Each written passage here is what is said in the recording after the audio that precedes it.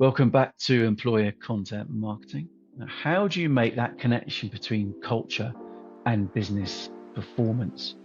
If you looked at the latest Gallup Global State of the Workplace report, you'll know that disengagement is high in the global workforce, and culture for sure has an answer to play. And I'm particularly passionate about culture, so I really believe when you turn that culture into content, then you've got something very, very powerful when it comes to retaining and attracting talent. So we've got just the guests to talk to today. We've got Crista and Matt Vance, and we're going to be talking about making that connection between culture and performance. I'll stop rabbiting on. Let's start off with a few intros. How you doing, both? You okay?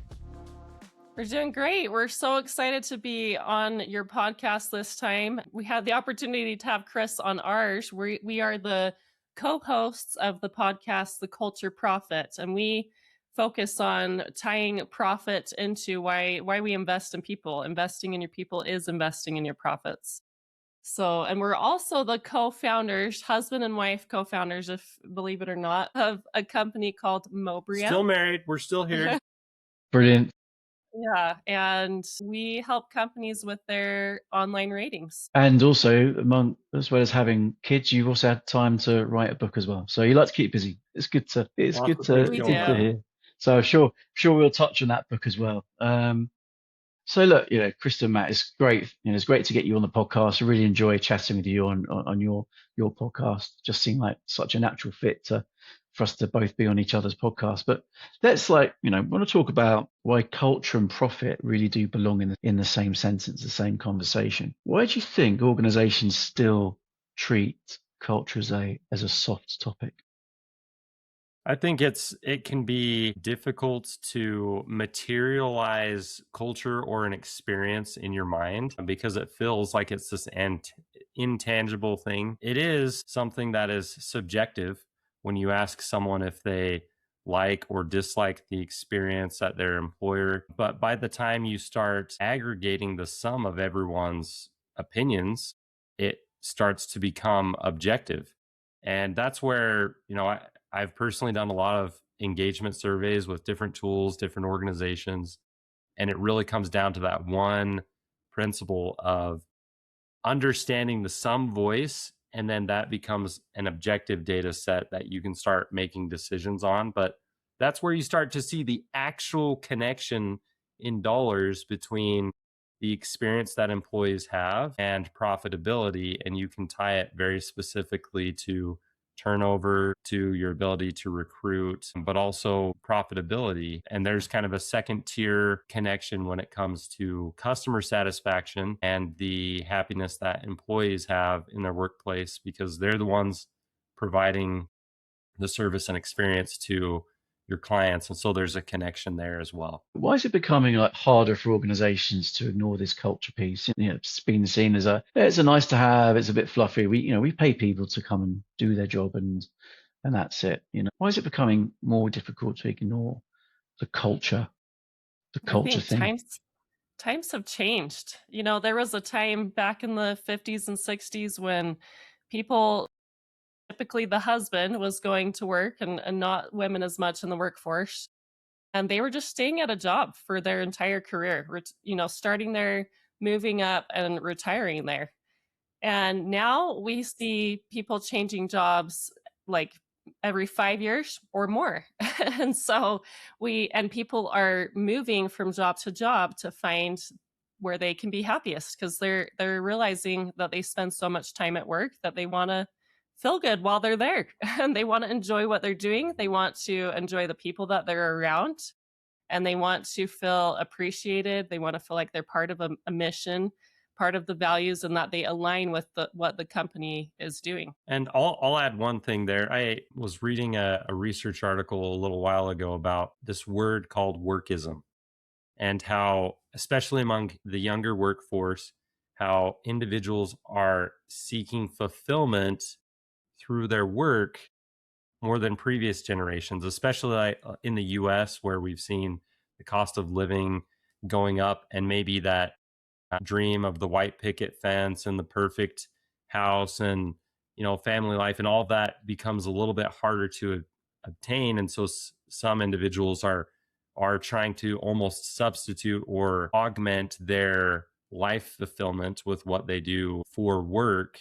And so we've seen like an added like experience driver that people are looking for is fulfillment or that mission driven component in their work. And so they may end up going from one job to another, chasing that. Potentially, that can be one reason why people are leaving to go to other places. But actually, when you talk about that, it makes me think about the whole thing around transparency and organizations being a lot more public. It's a lot more easy to see what people are saying about their experiences, particularly because of the rise of social media, and that's created this environment where these things don't just happen behind closed doors, do they? I suppose brings us on to the little thing you did was write a book. Tell us a bit about the book, because there's a nice connection to this, isn't there? Yeah, so you can see if you're watching the video version on the shelf behind me. So I'm the author of a book called The Review Cycle. It is online on Amazon, Audible, Kindle, that sort of thing. But it's basically a book about feedback management and ratings and reviews specifically. I started my career in the e-commerce space, managing customer reviews on sites like Amazon and Walmart. And a few years into that journey, I started managing employee reviews as well. And I saw a very strong connection between managing a product listing and managing employee reviews on a site like Glassdoor. You've got product features over here and why work for us bullet points over here. And those two function very similar. When you can optimize a product listing, you sell more. When you optimize an employer rating listing, you get more applicants, and actually you drive down voluntary turnover as well, because your current employees see that and compare it to somewhere else they might work. And if your ratings are really low, it's actually connected to preventable voluntary turnover. So we wrote this book, and then when it came out in 2022, that's when I quit my job. I was the VP of People and Culture at the fitness company iFit. They make Nordic Track treadmills, Proform, and a lot of fitness stuff, and left that role to launch Mobrium to make a scalable solution that solves this issue of employer reputation and managing employee reviews as a piece of the employer brand function and HR. Go on. Sorry, I was just going to say and add to that. So when I said times have changed, we have AI now. And what happens is someone doesn't just go to Glassdoor specifically. They might, right? But most people are just doing a quick Google search or a search on their favorite AI platform. And what they're getting is the aggregator of all the reviews and ratings that exist online. And so that's why we decided to do Mobrium, which helps across all those different platforms instead of just focusing on, we got to fix our Glassdoor. We need to fix what AI is accumulating, meaning every single one of those sites. And it's not just, we're not just here to like you said, we want transparency. So we're not here to just fix somebody's ratings. And we can't do that if it's really a toxic culture, right? We can't convince people to do this legally and be FTC compliant. We want honest feedback, and we want to just ask those people who likely are happy, but they're not choosing to leave a review because they just don't even think about it. Most people that leave reviews they're either feeling extremely negative feelings or they're just very passionate and positive, and that is what would get them to do that and write a review, right? And so we captured that kind of silent majority. And what you when you've talked to organizations and they may be apprehension about going, but what if we open that bottle, the genie's out and it's never going back in again? What do you say to them when there's that maybe feeling that they're losing control? That's actually the number one question we get when we talk to companies is, if I start asking for reviews, am I going to get a bunch of negative ones? And the answer is yes, you are going to get some, but we've seen it's a volume game and the numbers tend to play in your favor. Of our partners, we've never had a client in the long term have a decrease in ratings. There might be a little volatility when they're getting started, but over the long term, because this is a long-term endeavor, we've seen ratings go up when you proactively ask. And then there are things you can do to help optimize the outcome, like having a true feedback loop where leadership replies or reports back to the workforce of things they've learned from that feedback and action they've taken. And that certainly buys some benefit of the doubt among the workforce of, hey, maybe I have this thing that bugs me about my work experience, but I see leadership listening and I see them taking action. And so I'm going to stick around and see how this plays out. But I do also want to point out that, like what Crista said, when we're talking about strengthening employer ratings and reviews online, this isn't about manipulation. It's about reflecting the true culture, but publicly, because we see a lot of companies that have great culture, a great ENPS score, but nobody sees that. And so in today's world, it's missing the mark because it's the public ratings, those star ratings, that are driving actual perceptions and behaviors. And so we believe the strongest company culture is driven from the outside in, and it's reinforced with that internal feedback. But if you're not taking care of that external feedback loop piece, it doesn't really matter how good you are, because you'll never be better than your star ratings. A True, guy Go. named Lee Atwater coined the term perception is reality. And you see that in all the research. Mhm. And, you know, a lot of people relate more to like product reviews. And if you think about it, anytime you're looking for a product and you're like, let's say you're searching for a vacuum and you find one that has 5 stars, like no negative reviews, you're probably going to not trust those reviews, right? Because it seems too good to be true. You always know that somebody's going to have something negative to say. This vacuum sucks. Oh, wait, that's what it's supposed to do. Yeah.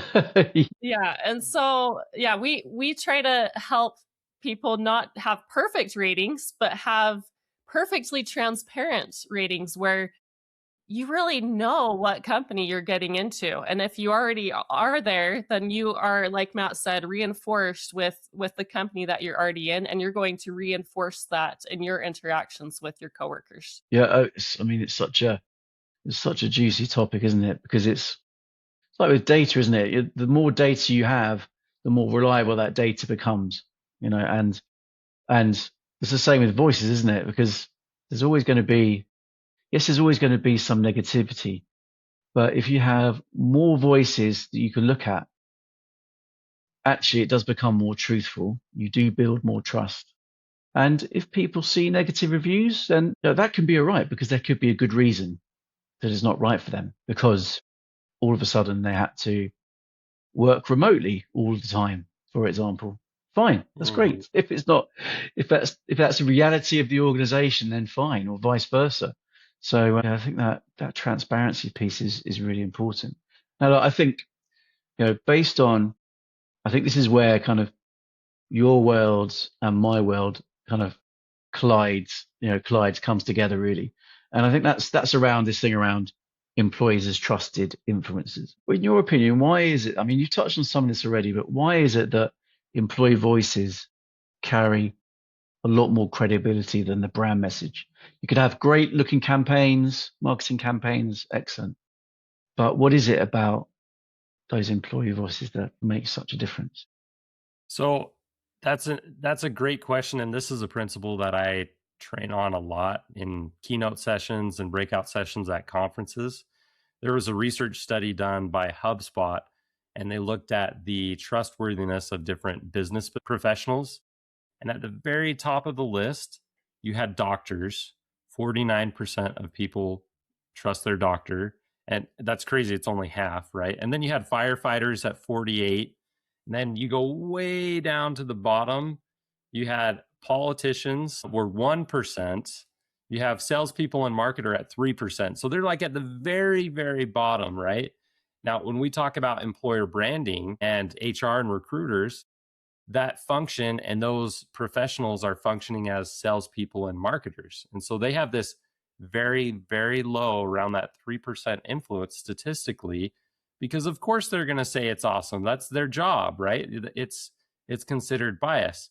But we also see in other research that 85% of consumers generally trust online ratings and reviews because it's the sum voice of the online community, and how can it be wrong, right? So if we can shift our influence from what we want to say about our employee experience and our culture and our own perspective and say, well, this is what everybody else thinks, you don't have to take my word for it, then we actually have trust arbitrage. We're shifting that influence to the candidate over to the community, and it can take us from that 3% influence way up to that 85%. And I think about like what you do, Chris, which is incredibly impactful with taking stories from employees and turning it into content. It's a very emotionally charged piece of content that can help persuade. The sum voice of employees in ratings and reviews can be the logical side. You know, you want to appeal to both logic and emotion. So we see the most powerful combination of influence in driving those elements of experience, employee experience home, with pairing a logical influencer and an emotional influencer, where you've got that high quality The storytelling content, piece. the storytelling and the stats. And if you know, based on going through your data, what your top 5 reasons are to work there, then you're finding stats about those 5 things in your ratings and reviews, and you're telling stats about those 5 things in storytelling, and you just knocked it out of the park. Now you're going to start attracting the right people for the right reasons that are aligned with your employee experience, that are more like predispositioned to succeed and actually thrive in your particular workforce or workplace. Yeah, lovely. I mean, so I think for me, there's this thing about what can organizations do to build that transparency and trust more. I suppose that's building trust with employees, but also with potential candidates. What is it? What is it they can do? What kind of framework can they have to help them kind of lean into transparency and building trust more and really harnessing their culture? Besides the rating piece, the external facing part that we've talked about, Matt also mentioned having an internal feedback loop and then internal employee engagement surveys. And there's different ways you can do that, but we love the suggestion box, and that's a feature that we have on our software where people can anonymously leave feedback about something that's concerning them. And then whoever, if that goes to the HR team or whoever's in charge of that, they then can respond to it if the person wants to respond and still have it be anonymous. So you have that individual, people who would be quiet quitting or might even leave the organization because of this, they have this opportunity to address a concern. And then you have the larger piece of the internal feedback engagement surveys, where you want to collect the sum voice and actually do something with it. So not just collect the data and say, hey guys, we did this, we got your voice, we captured it, stamp. But to show the care that they're listening and that they want to do things that reflect the sum voice of the people.